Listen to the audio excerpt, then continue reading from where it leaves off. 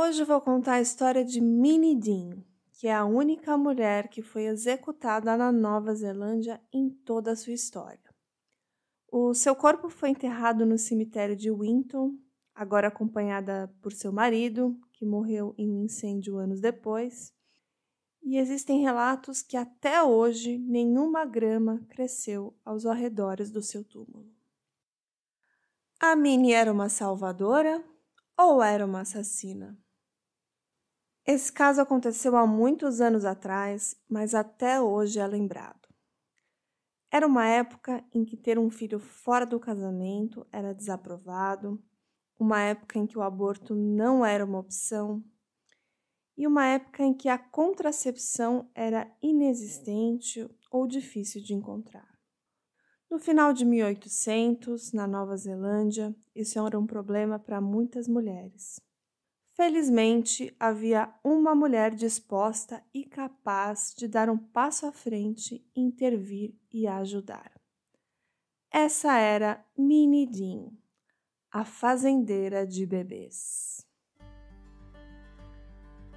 Esse é o Drink com Crime, é um canal que contamos casos de crimes reais, sempre acompanhado de bons drinks. Eu sou a Carla Moraes e é um grande prazer estar aqui na nossa segunda temporada com mais casos de crimes, muitos crimes e mistérios e muitas curiosidades. Então fica aqui comigo que vocês vão gostar do caso de hoje. A Williamina McCulloch, conhecida como Minnie, nasceu em Greenock, oeste da Escócia, no dia 2 de setembro de 1844.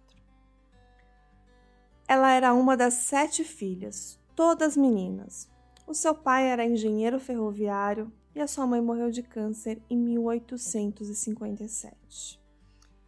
Embora a data exata seja desconhecida, na década de 1860, a Minnie se mudou para Invercargill com 2 filhas, o que já era um mistério para alguns, atiçando a curiosidade local. E a sua explicação é que ela era uma viúva de um médico da Tasmânia. O que deixou alguns ainda mais curiosos foi que ela manteve o seu nome de solteira, McCulloch. Não havia nenhuma evidência da morte do seu marido ou mesmo do casamento. E a explicação de Minnie é que ela tinha vindo da Austrália e por isso a falta de alguns documentos. Mas não se sabe muito bem como ela chegou a Invercargill. Se ela chegou com alguém, se ela viajou acompanhada, ou até mesmo se os 2 filhos eram dela ou adquiridos de uma outra forma. Então, são questões sem respostas. E como tudo na vida e da morte da Minnie, sempre tem muitas dúvidas e buracos. Mas vamos lembrar aí que é uma história centenária, né? Então, independente da veracidade da história que ela era ou não viúva, o que a gente sabe é que em 1872 ela se casou novamente, ou se casou pela primeira vez, não sabemos, mas era um dono de uma pousada chamado Charles Dean, que ficou ao seu lado até o fim da sua vida. A presença da Minnie em Invercargill não foi inteiramente aleatória. Parece que uma tia materna dela foi uma das fundadoras da cidade, a Granny Kelly, como era popularmente chamada. E ela devia saber a história verdadeira da sua sobrinha, ou saber que aquela não era a sua história verdadeira, se ela era mesmo viúva ou não, se aquelas eram ou não as suas filhas, mas a Granny Kelly nunca a denunciou. E ela já era uma senhora bem idosa, ela morreu um pouco antes de todo esse escândalo que eu vou contar para vocês. A Minnie e o Charles moravam em Ethel Creek. E anos depois, as 2 filhas da Minnie, que já eram bem mais velhas, elas se casaram e seguiram em frente. Mas a tragédia não ficou muito atrás. Um dia, em 1882, a filha da Minnie e 2 netos foram encontrados no poço do seu próprio quintal. O júri de um inquérito, em um ato de talvez gentileza, ali com o marido enlutado, visto que naquela época o suicídio era considerado pecado, se recusou a fazer qualquer conclusão oficial sobre como eles acabaram ali. O casamento entre a Minnie e o Charles não gerou filhos e a Minnie começou a colecionar filhos para valer. Ao longo dos anos, um número surpreendente de crianças passaram por suas mãos em períodos variáveis de tempo. Sentindo ali a falta do som das crianças na casa da Minnie e o Charles, eles adotaram primeiro uma menina de 5 anos, chamada Margaret Cameron. Os 3 se mudaram para Winton, na Nova Zelândia, depois de comprar uma velha casa abandonada de 2 andares e 7 cômodos, a chamada Delarches. Era uma propriedade de 22 acres de terra, mas infelizmente a casa pegou fogo logo depois. O Charles então construiu para a família uma cabana, uma casa um pouco mais simples, de 2 cômodos e com um pequeno alpendre no local. E assumiu então a tarefa de criar porcos. Eles adotaram outra garota, a Esther. Para obter ali uma renda extra, a Minnie começou a aceitar bebês indesejados como pagamento, como uma forma de renda.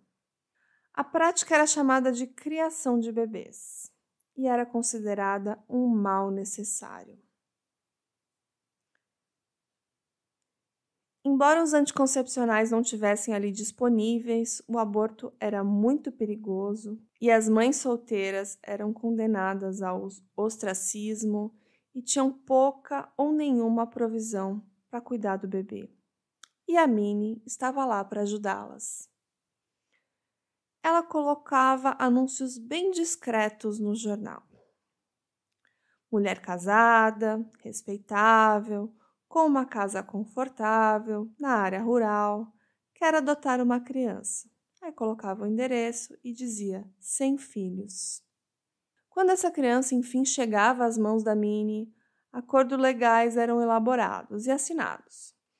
E para a maioria dos bebês que ela acolheu existia uma documentação. E ela ganhava ali uma quantidade por semana. Algumas vezes ela adotava por uma quantidade única, variando entre 10 e 30 libras, e outras famílias pagavam de acordo com o que elas podiam semanalmente. E a Minnie, ela era conhecida por receber até 9 crianças de uma vez. Mas falaremos mais sobre números depois. Bom, a mortalidade infantil era um problema bem significativo na Nova Zelândia naquela época, e estima-se que entre 80 e 100 a cada 1.000 nascidos vivos não sobreviveram. Então, não era muito surpreendente quando um bebê, sob os cuidados da Minnie, morria. Em outubro de 1889, um bebê de 6 meses morreu de convulsões, depois de ficar doente por 3 dias. E depois, em março de 1891, um bebê de 6 semanas morreu de inflamação das válvulas cardíacas e congestão pulmonar. E uma testemunha médica da época relatou que todas as crianças que moravam lá em Delarches foram muito bem cuidadas e recebiam alimentação adequada. No entanto, um relatório também indicou que as instalações eram inadequadas.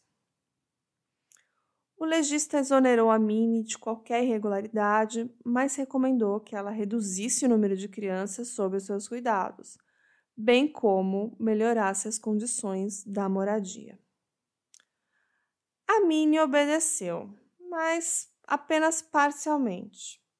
Ela reduziu ligeiramente o número de crianças que ela cuidava, mas ela não fez muito esforço ali para melhorar as condições da casa. Bom, acho que vocês já entenderam como a Minnie conseguia essas crianças, esses filhos, né? Mas vamos falar agora o que aconteceu depois.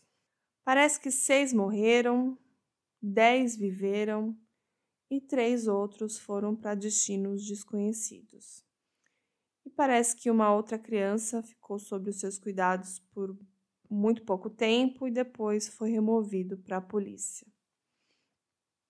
E assim, vendo esses números, esse não é um histórico tão ruim quando você considera esse período do tempo, como eu já expliquei. Especialmente porque algumas dessas crianças eram extremamente jovens e até mesmo recém-nascidos. E as chances de sobrevivências eram pequenas para um bebê sem leite materno, numa época em que outros tipos de leite era muito arriscado, né? Poderia existir contaminação, também não existia fórmula, por exemplo. Então, em 1891, abriram um inquérito para Minnie. Uma das crianças sob o cuidado dela, a Bertha Curry, de 6 semanas, morreu. Eles constataram que ela estava bem nutrida, mas provavelmente morreu de causas naturais.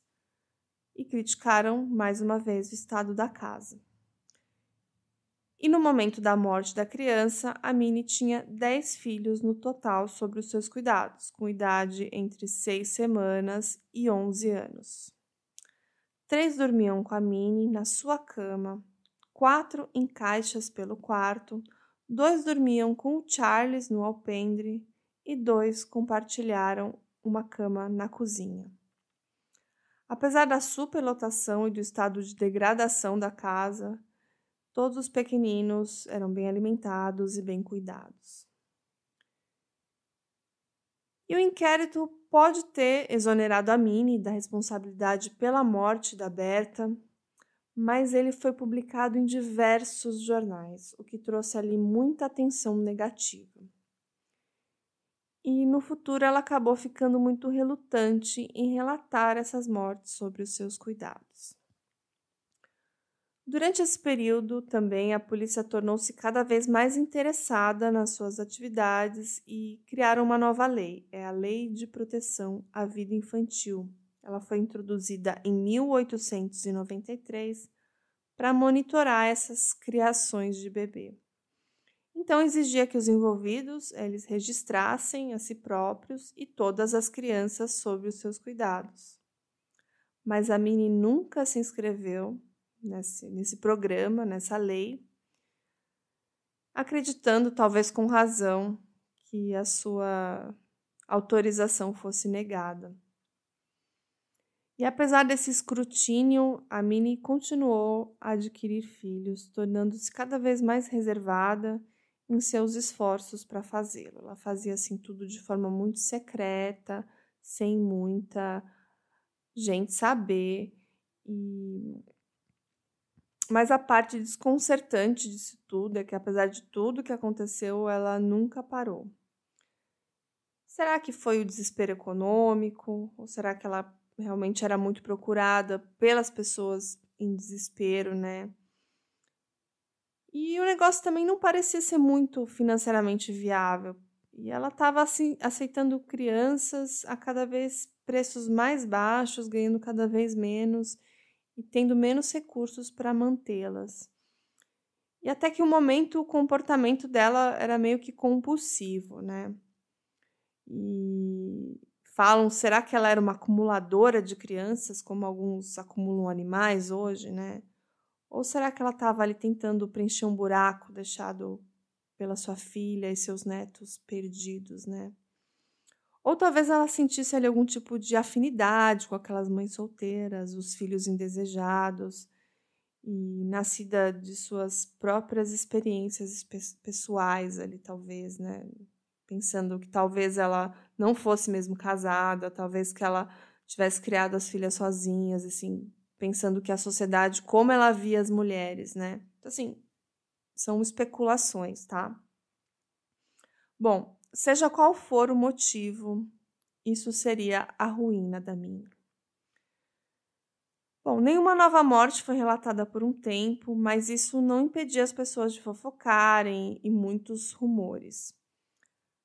A polícia se interessou e manteve ela sob vigilância e as suas mãos estavam ali meio amarradas, porque eles não podiam fazer muita coisa, porque tinham leis insuficientes ali de bem-estar infantil.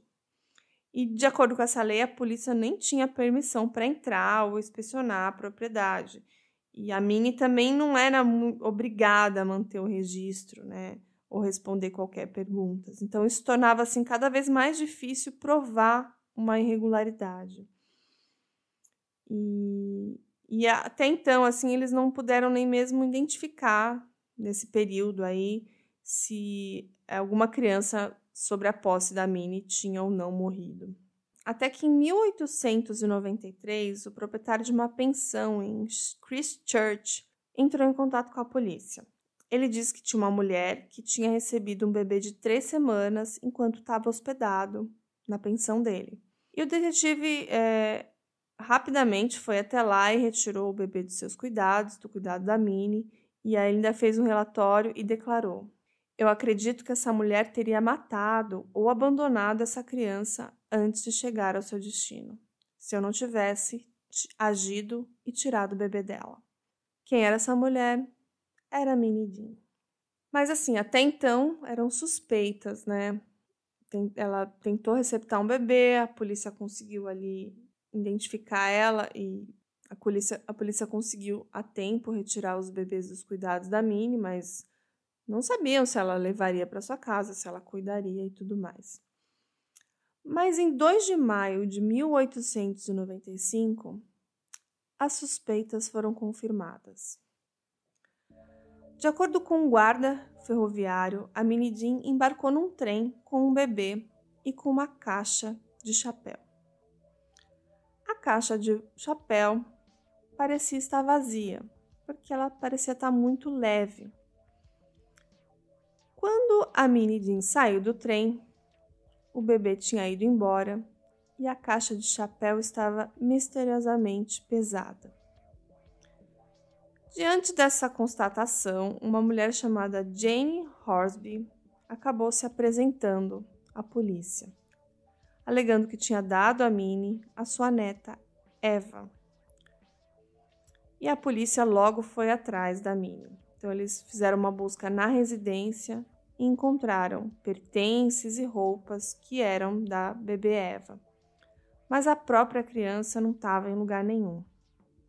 Em uma busca longa na ferrovia, eles não revelaram nenhum sinal de uma criança, mas a notícia já estava correndo, então para eles isso não importava, né? Então a Minnie Dean foi presa e acusada de assassinato. Então eles descobriram depois que naquele dia ela viajou para Bluff para encontrar Dorothy Edith Carter. E com pressa para chegar a Milburn, para pegar um segundo bebê, um segundo filho, ela comprou um remédio chamado Laudanum e administrou para essa menina. Era um remédio para acalmá-la, ajudá-la a dormir. Ou para uma overdose intencional e matá-la. Depende do que você acredita. Esse uso do Laudanum era para acalmar os bebês, não para prejudicá-los. E era muito comum na época, apesar que se soubesse que era algo perigoso. E o Laudanum é uma tintura de ópio perigosa e viciante. Bom, seja qual for a intenção, a Dorothy, a bebê, morreu nessa jornada. E aqui ocorre a cena mais infame dos crimes da Minnie. Ela escondeu o corpo na caixa de chapéu, era uma lata de chapéu, e ela continuou seu caminho para encontrar a mulher que entregaria a segunda bebê, a Eva Horsby. E a Eva teria ficado sob seus cuidados por apenas 10 minutos, e depois desses 10 minutos o corpo dela já se juntou ao da Dorothy na caixa de chapéu. E a Minnie depois alegou que isso foi resultado de uma queda. E depois o médico que fez uma autópsia sugeriu que seria asfixia a causa mais provável da morte. Então, um jornaleiro também presenciou isso. Ele notou que a Minnie estava com um bebê lá no começo da sua jornada, mas nenhum bebê no outro. E essa informação também foi passada para a polícia, que rastreou as origens do bebê e também confrontou a Minnie. E ela disse a eles que nunca teve esse bebê, que ela estava apenas com outra pessoa, mas com base nessas evidências frágeis em mãos, ela foi presa por assassinato. Ou seja, tinham várias testemunhas que tinham visto ela com 2 crianças diferentes em diversas etapas dessa jornada. E no final da história, os 2 bebês foram parar no mesmo lugar, dentro da caixa de chapéu. Bom, fizeram uma busca frenética pelo corpo dessas crianças, mas o que foi desenterrado do jardim da Minnie foi completamente inesperado. Encontraram corpos recentemente enterrados de 2 bebês, seguidos por o esqueleto de mais uma terceira criança. E essas descobertas aí, relatadas sem fôlego pela imprensa, foi um frenesi na época, levaram a nação ali a um grande boom midiático nos 1800, final de 1800. E a notícia das mortes se espalhou e o próprio inquérito deixou a comunidade furiosa e eles começaram a ver a Minnie como uma criadora de bebês, como as da Grã-Bretanha e da Austrália, que tinham sido condenadas por assassinar crianças para obterem ganhos financeiros.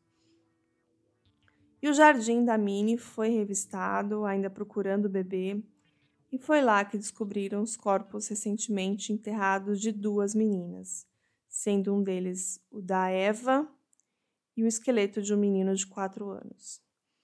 E aí fizeram uma autópsia e confirmaram que a Eva morreu de asfixia e a outra, a Dorothy, morreu de overdose de láudano, que eu já falei, é um medicamento sedativo e também analgésico.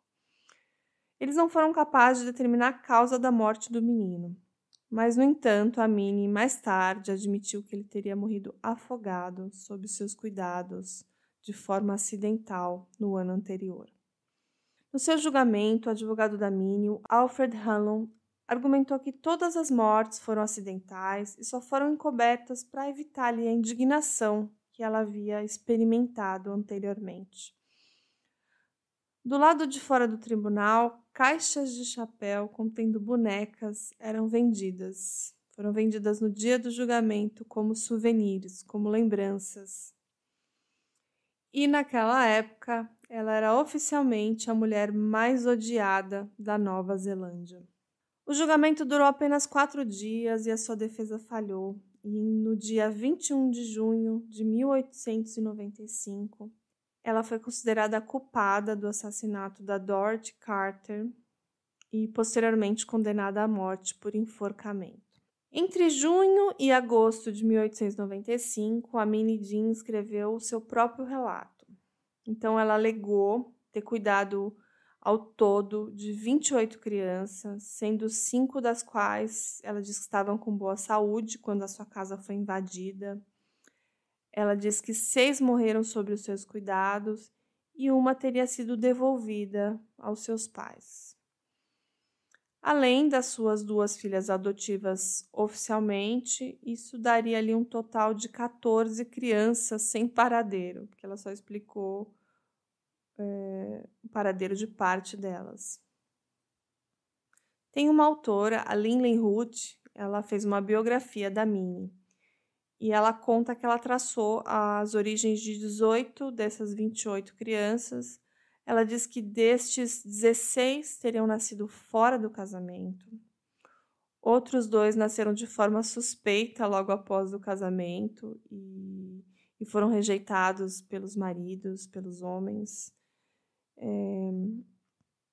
ou por amantes, talvez.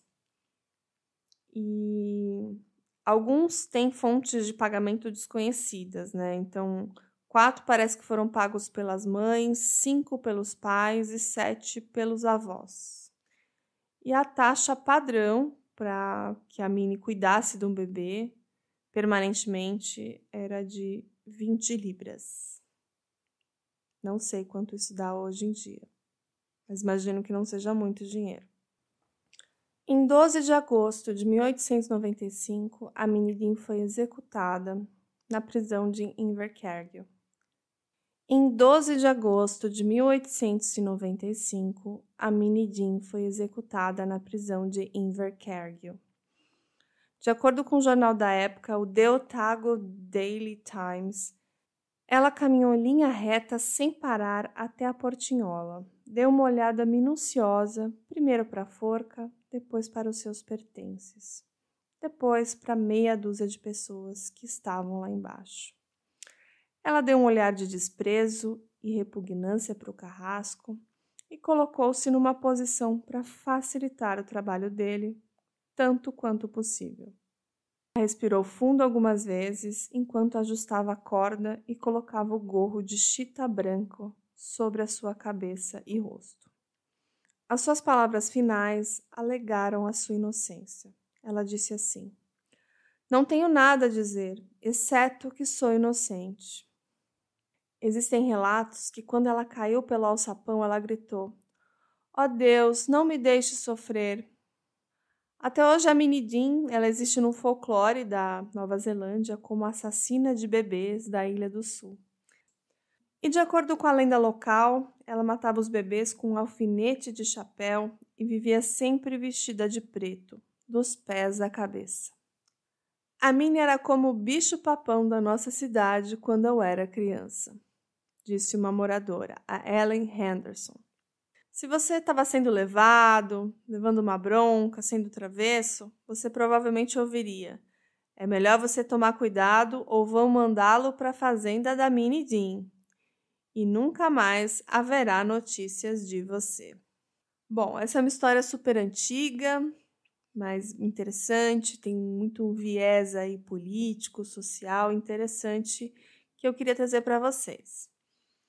Mas, 12 anos atrás, teve um novo mistério envolvendo o nome da Minnie. Na sexta-feira, dia 30 de janeiro de 2009, apareceu no cemitério uma lápide, na verdade, uma placa de homenagem. Ela apareceu misteriosamente no local do túmulo da Minnie. E a lápide dizia: "Minnie Jean faz parte da história de Winton. Onde ela está agora não é nenhum mistério." E não se sabia quem colocou aquela lápide lá.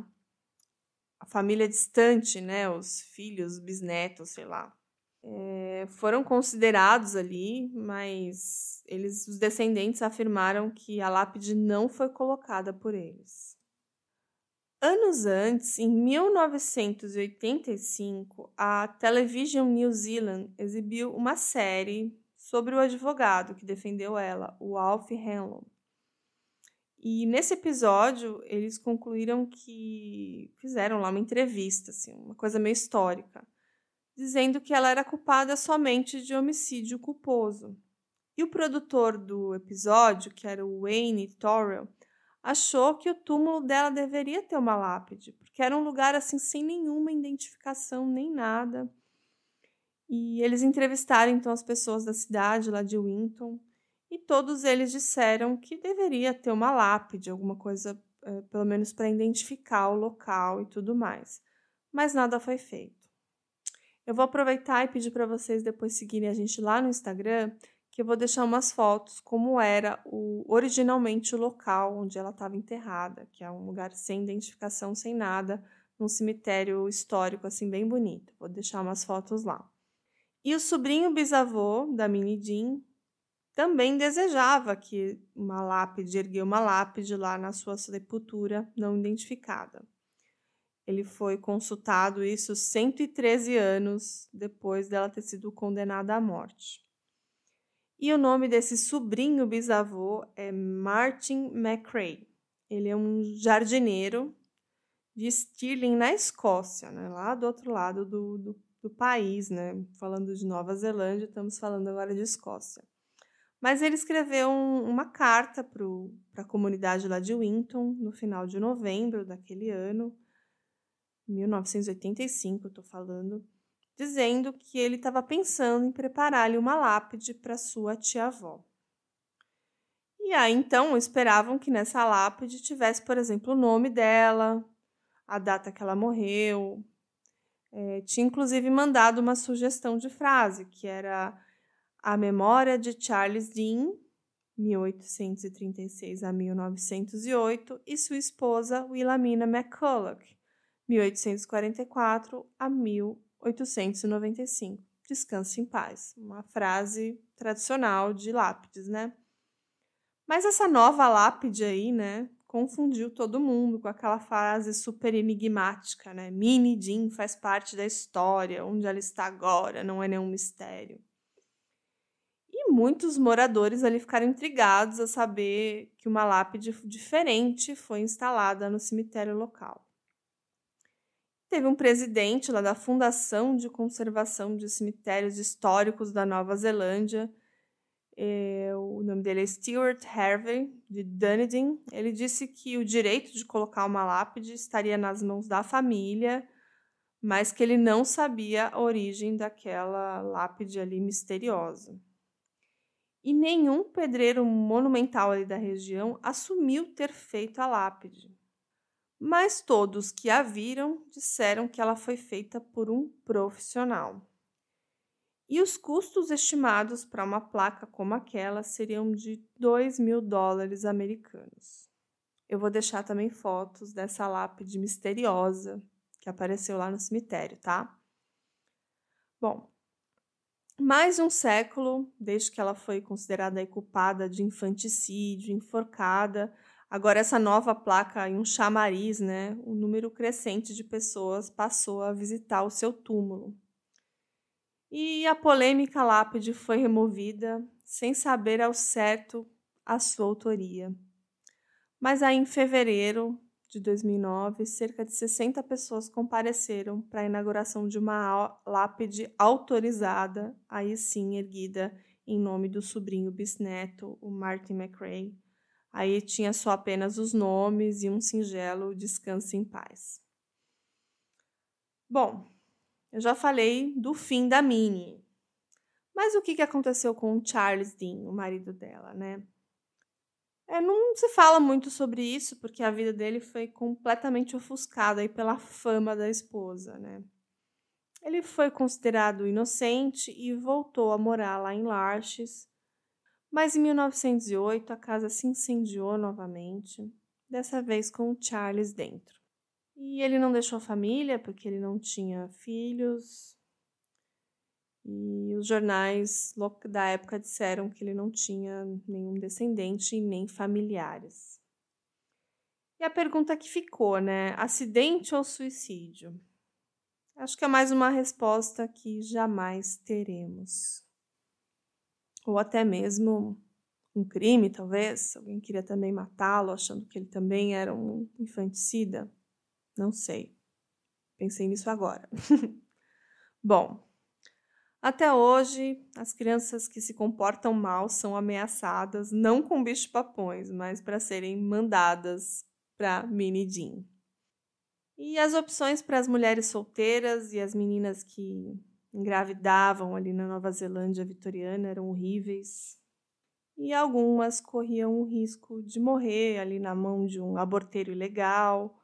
Algumas escondiam o nascimento, que em si só já era um crime. E algumas até mesmo cometeram infanticídio. Outras crianças eram levadas para a casa de resgates e outros estavam dispostos a pagar alguém para que removesse essa criança, né, produto de sua vergonha, e a criasse como se fosse sua. E foi assim que surgiu essa indústria da criação de bebês, né? Eram pessoas que, de certa forma, se dedicavam a recolher essas crianças indesejadas e aceitavam pagamento por isso. E a ideia de fornecer qualquer tipo de apoio para as mães solteiras para que pudessem manter seus filhos era considerada absurda, né? Pensava-se que essa coisa aí apenas encorajaria a imoralidade desenfreada. Não é nada muito diferente de hoje em dia, né? Algumas pessoas que julgam famílias menos abastadas que recebem ajuda financeira. Não vou entrar nesse mérito, mas acho que não melhoramos muito nesses últimos séculos aí. E se a Minnie Dean merece aí o seu lugar terrível no folclore da Nova Zelândia, eu não sei. Mas existem pessoas que dizem que ela não era esse monstro todo, que apenas queria fazer o bem, mas algo saiu do controle. Foi muito interessante fazer esse caso para vocês, é um caso antigo histórico, mas muito curioso. Foi bastante difícil conseguir informações para escrever esse roteiro, então deu muito trabalho, então valorizem, por favor. As fontes que eu usei foi o Otago Daily News, Wikipedia. Achei um canal bem interessante também que é o The Scare Chamber, The ARA, que é The Encyclopedia of New Zealand, a Murderpedia e também um site chamado Adventure New Zealand. Então é isso, gente.